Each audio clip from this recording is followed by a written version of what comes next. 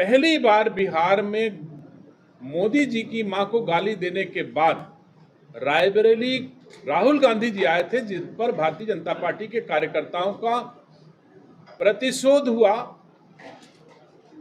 लोगों ने नाराजगी जाहिर की, लेकिन दुख है, नाराजगी जाहिर करने के बाद, नाराजगी जाहिर करते समय रायबरेली के पुलिस के लोगों ने कार्यकर्ताओं के साथ दुर्व्यवहार किया, मारपीट भी की, झंडे छीन लिए, माइक छीन लिए।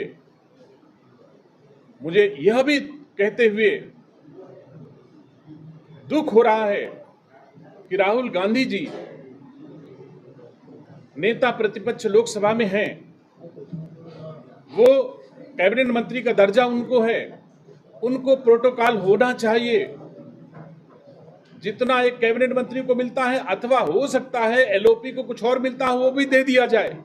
लेकिन आप सब भी रायबरेली के हो, हम भी रायबरेली के, मुझे बताओ 2 दिन का लगातार रेगुलर डाइवर्जन रायबरेली में किया गया, क्या यह कभी आपने रायबरेली वासियों ने कभी देखा कि किसी के आगमन पर 2 दिन का रूट डाइवर्ट किया जाए? अगर डी से कोई आदमी रायबरेली आना चाहेगा बड़े वाहन लेकर के, तो वो डी से पहले सलोन जाए, सलोन से ऊंचाहार जाए, ऊंचाहार से डलमऊ जाए, डलमऊ से लालगंज जाए और लालगंज से फिर वो लखनऊ रोड पर आवे। इस तरह का पहली बार हम लोगों ने देखा। और यह भी देखा कि आज की तारीख में रेहड़ी पटरी वालों को किस तरह से निर्वासित किया गया। रायबरेली में कोई चौराहे पर जो लोग अपनी रोजी रोटी कमा रहे थे, डंडा पटक के उनको भगाया गया, हर चौराहे खाली करा दिए गए। ऐसा महसूस हो रहा था कि भारत का कोई नागरिक नहीं आ रहा है, किसी दूसरे राष्ट्र का राष्ट्राध्यक्ष आ रहा है। रायबरेली में इस तरह का वातावरण तैयार किया गया, गरीबों में दहशत पैदा हुई, हमको भी तकलीफ हुई। और मैं यह तकलीफ अपने पार्टी के नेताओं तक पहुंचाऊंगा, देश के प्रधानमंत्री, गृह मंत्री और मुख्यमंत्री तक पहुंचाऊंगा कि ऐसा वातावरण इससे पहले रायबरेली के लोगों ने कभी नहीं देखा जिस तरह का वातावरण हुआ है। और राहुल गांधी जी, मैं आपसे कहना चाहता हूं कि दिनेश सिंह इस रायबरेली में पैदा हुआ है। आप दुनिया में किसी की मां को गाली दे के आओगे तो रायबरेली में तुमको इस दिनेश सिंह का प्रतिशोध झेलना पड़ेगा, इसमें कोई दुविधा नहीं है। तुमसे चुनाव हारा है, हौसला नहीं।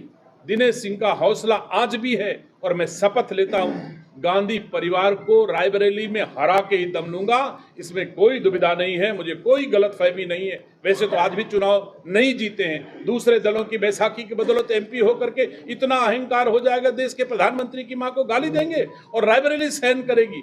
किसी दशा में रायबरेली सहन नहीं कर सकती। हमारे लिए पहले मातृभूमि है, फिर हमारी जननी मां है, फिर उसके बाद भारतीय जनता पार्टी है और फिर उसके बाद में सरकार का मंत्री हूं। तो मेरी प्राथमिकताएं स्पष्ट हैं। ना मैं भारत माता की गरिमा को कभी गिरने दूंगा और ना किसी की मां की गरिमा को गिरने दूंगा। मैं राहुल गांधी की मां से भी चुनाव लड़ा हूं, लेकिन एक साक्ष्य कोई बता दे कि रायबरेली में किसी भी बेटे ने राहुल गांधी की मां को इस तरह कभी कहा होगा जैसा बिहार में आदरणीय मोदी जी की मां को कहा गया। इसलिए मैं कहना चाहता हूं राहुल गांधी जी, ये रायबरेली है, तुम्हारी दादी भी यहां से हार के गई हैं और तुमको भी हारना तय है, ये जान लीजिएगा। आदरणीय हम सबके नेता रायबरेली के सांसद राहुल गांधी जी का आगमन आज रायबरेली में हुआ है और कल तक वो रहेंगे। ऊंचाहार कार्यक्रम एनटीपीसी रुकेंगे, जैसे आप सब जानते हो।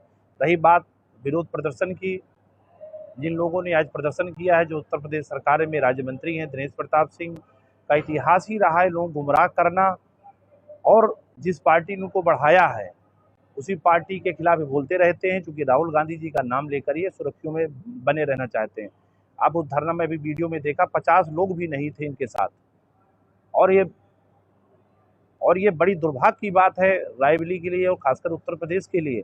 अभी आप देखिएगा, अभी ये कांग्रेस खिलाफ बोल रहे हैं, जिस दिन भाजपा का समय समाप्त हालांकि होने जा रहा है, उसी दिन ये भाजपा को गाली देना शुरू करेंगे। चाहे वो उनके जो आका हैं अमित शाह जी को या जो भी इनके मुखिया हैं बीजेपी को गाली देना शुरू करने का इतिहास रहा है। और अभी आप वीडियो फुटेज देखिएगा, उसमें कोई लोग नहीं थे, उसमें किराए बुलाए हुए लोग थे। और राहुल गांधी जी का स्वागत रायबरेली की जनता कर रही है, आम जनमानस कर रहा है, क्योंकि देश की आवाज है, आने वाले भावी प्रधानमंत्री हैं।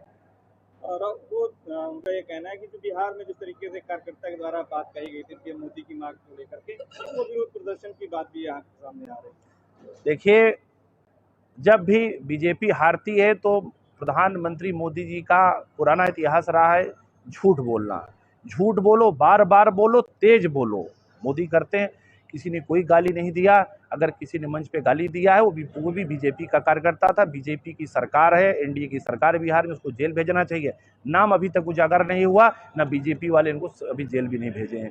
फर्जी आरोप लगाते हैं, रोना रोते हैं। भारतीय जनता पार्टी जब भी चुनाव हारती है और हारने वाली होती है, रोना रोती है।